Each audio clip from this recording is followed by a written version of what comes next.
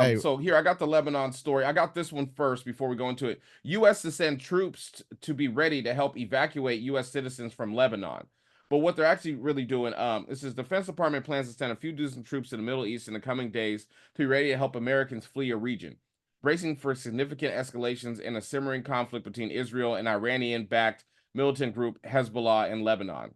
The U.S. force will add to the roughly 4,000 troops already in the region. The presence has grown as the war between Israel and Hamas continues and tensions with Hezbollah intensified. But actually, what's really going on, folks, they're actually sending the troops to defend Israel. And I mean, it's getting kind of crazy out there right now. I mean, it's going to be a full-scale war if anybody's ready for that. It's going to be a full-scale war. And then what there else? was some huge death tolls here just here recently. I think you said it was over 500 some people that were killed. They shot missiles into Lebanon. Beirut was it? Yeah. In Beirut, they said they killed one of the top generals of Hezbollah. Correct. Yes. Yeah. I mean, this right now, everyone's also saying that this is big. What they're saying, they're using civilians as human shields. Again, they're using the same rhetoric that they used in Gaza. They're using it now in Lebanon. But let people learn, how many countries are we going to allow these guys to run inside of and start killing people?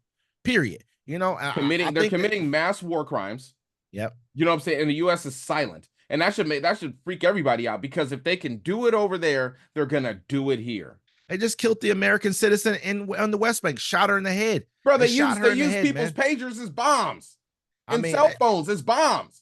These are random citizens. They use them as bombs, unwittingly bombs. That's like kill kids and everything. That's like them selling you a brand new iPhone. You go out and buy an iPhone for you and you're new, and you pass your iPhone to your kids, and then all your iPhones blow up because they're bombs. That's exactly what they're doing. I mean, and we all know that they're committing war crimes. They're doing it under the whole under the guise of under the cloud of our American election right now. They understand that we're in an election. Our politicians are sold to the highest bidder, because they damn near have to be, because we don't have any campaign finance reform. We have Citizens United, so they need money in order to be able to run an election. That's what it is. And so and that they bought all of our politicians. They understand that everyone's going to be focused on Donald Trump and Kamala Harris. We don't have any kind of continuity in our country right now, so they're going to kill as many people as they possibly can. Now they're in Beirut. They're saying they're about to they're told their troops to get ready to invade. Basically, to invade Lebanon, to go into Lebanon. And they wouldn't do it. They're about to do it. That's what they said. And they wouldn't be doing. And China told everybody, all their citizens in Lebanon, or they told them in Israel to get out. They're like, you need to get out of there. And it's crazy. It's like the only reason they're doing this is because they have the backing from the U.S. government. They would give them billions. They wouldn't be doing none of this. We give them billions. We supply them with all the weapons they need. We give them billions of dollars every year, and they turn around and give us back a few $100 million to our politicians, so we can keep giving them billions, man. And that happens because ridiculous. And our politicians have dual citizenship with Israel, which actually needs to be a law. You shouldn't be able to be in any facet of our government if you have a dual citizenship to another country. Yeah. What if I had dual citizenship with North Korea, and I was a governor of Washington State, or dual citizenship with China or Russia, and I was your mayor? Would you believe everything I'm doing for you is for you? You look at every administration, a lot of the top people in those administrations, like back office, they're not even so necessarily the people who are put out front. But a lot of the back office people are Jewish.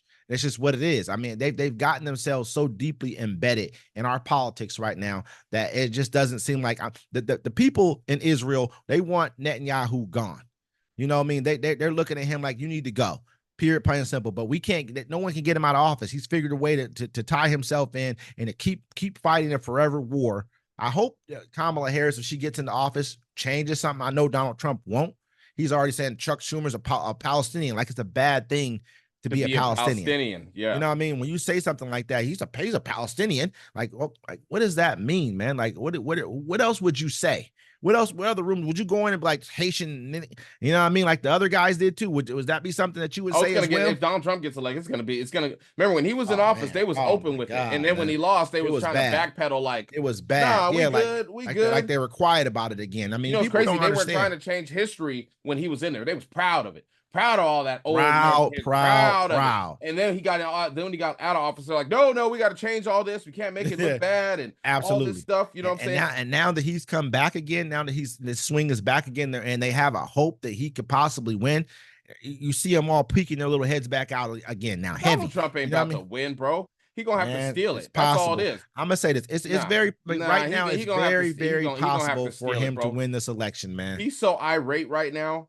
He has to steal it. He's going against what would be our first woman president. And I know a lot of men who don't have aversions to being led by women. I'm one of them. I don't have aversion, not saying led by as far as like, in your household or whatever the case may be, but just in your workplace. You know what I mean? Period. Some men don't care about their households. That's fine. Like, don't care about being led in the household, whatever the case may be. I'm not one of them. But I mean, I don't worry about who the leader of the country is. That's different.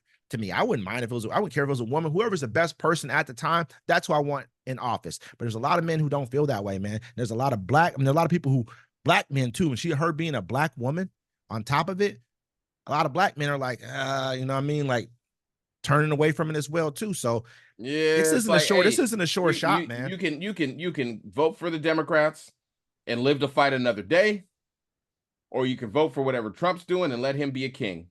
And I'd rather fight for another day. You don't see though really how people are. A lot of black people are gonna vote for, not a lot, but a good number of black people are gonna vote for Trump. You know what I mean? Black men. Why? Because they was pandemic rich.